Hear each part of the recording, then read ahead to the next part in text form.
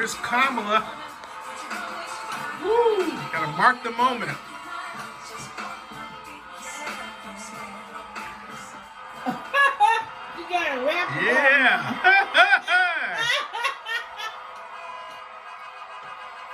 She's from LA. You have to look at it that way. Oakland. She's from Oakland. That's where that part came from. Oakland. It came from Brooklyn? Oakland.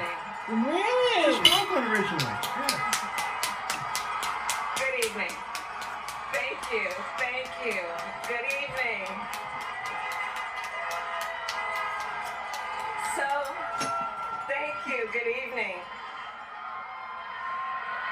So, Congressman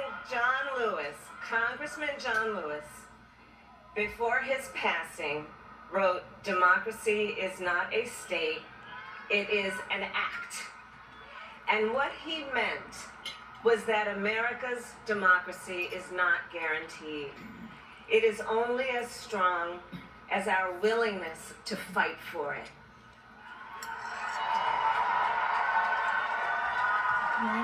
To guard it and never take it for granted. And protecting our democracy takes struggle, it takes sacrifice, but there is joy in it, and there is progress, because we, the people, have the power to build a better future.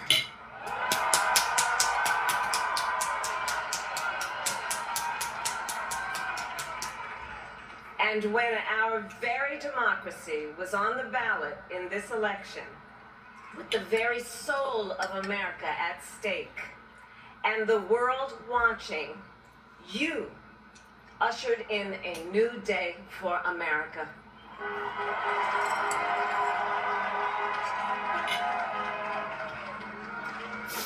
To our campaign staff and volunteers, this extraordinary team, thank you for bringing more people than ever before into the democratic process.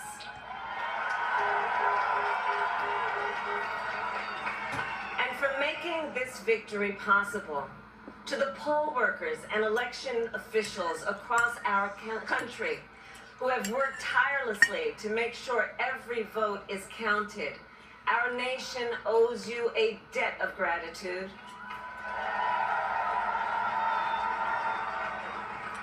You have protected the integrity of our democracy.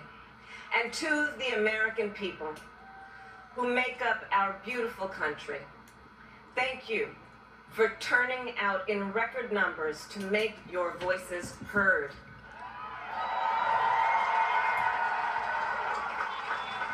And I know times have been challenging, especially the last several months. The grief, sorrow, and pain, the worries and the struggles. But we have also witnessed your courage, your resilience, and the generosity of your spirit. For 4 years, you marched and organized for equality and justice, for our lives and for our planet. And then you voted. Yep, I remember the guy. And you delivered a clear message. You chose hope and unity, decency, science, and yes, truth.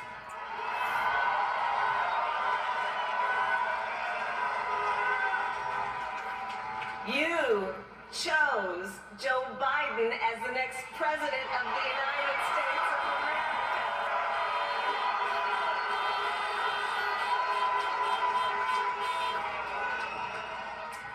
And Joe is a healer, a uniter, a tested and steady hand, a person whose own experience of loss gives him a sense of purpose that will help us as a nation reclaim our own sense of purpose. And a man with a big heart who loves with abandon. It's his love for Jill, who will be an incredible First Lady.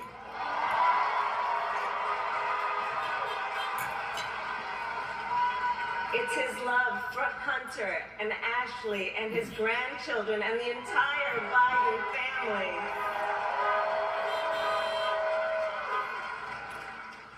And while I first knew Joe as vice president, I really got to know him as the father who loved Bo, my dear friend who we remember here today.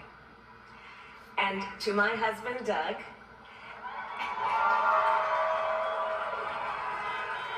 and our children, Cole and Ella, and my sister Maya, and our whole family, I love y'all more than I can ever express.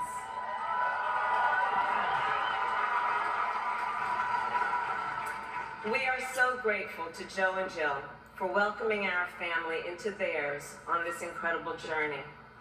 And to the woman most responsible for my presence here today, my mother, Kamala Harris, who is always in our hearts. When she came here from India at the age of 19, she maybe didn't quite imagine this moment, but she believed so deeply in America where a moment like this is possible. And so I am thinking about her and about the generations of women, Black women,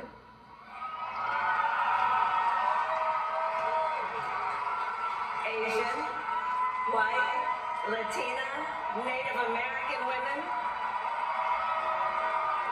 who throughout our nation's history have paved the way for this moment tonight.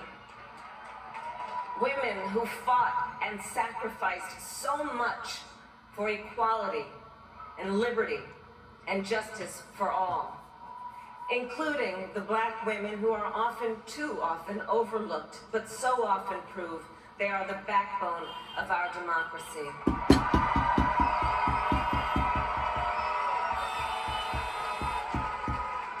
All the women who have worked to secure and protect the right to vote for over a century, 100 years ago with the 19th Amendment, 55 years ago with the Voting Rights Act, and now in 2020 with a new generation of women in our country who cast their ballots and continued the fight for their fundamental right to vote and be heard.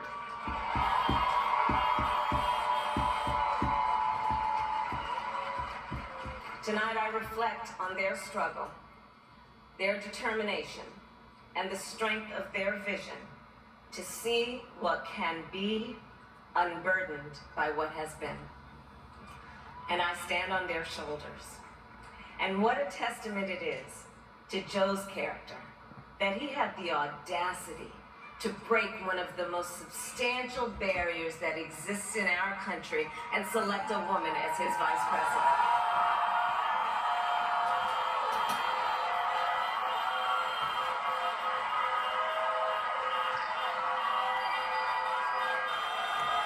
But while I may be the first woman in this office, I will not be the last.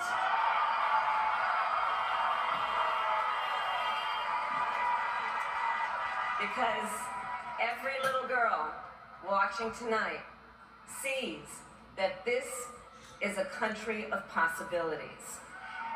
And to the children of our country, regardless of your gender, our country has sent you a clear message.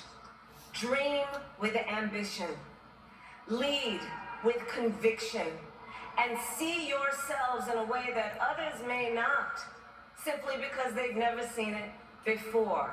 But know that we will applaud you every step of the way.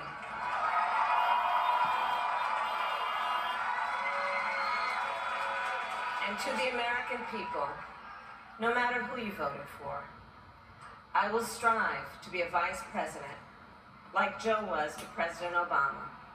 Loyal, honest, and prepared, waking up every day, thinking of you and your family. Because now is when the real work begins.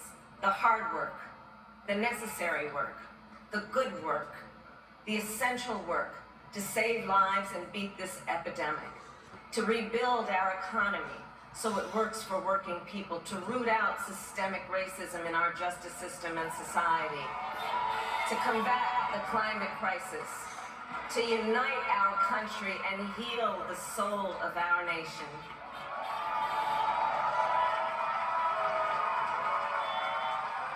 And the road ahead will not be easy, but America is ready, and so are Joe and I.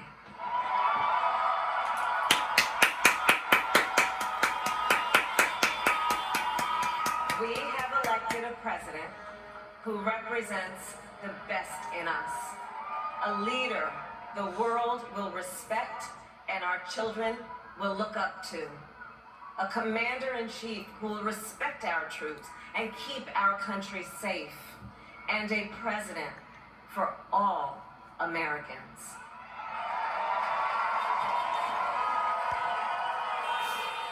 And it is now my great honor to introduce the President-elect of the United States of America, Joe Biden. Woo-hoo! Woo-hoo!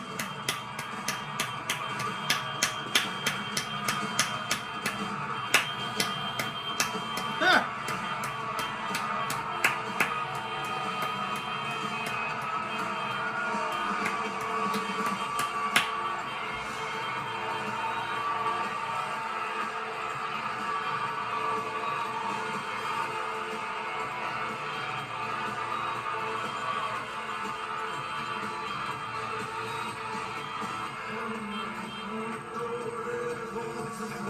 Bruce.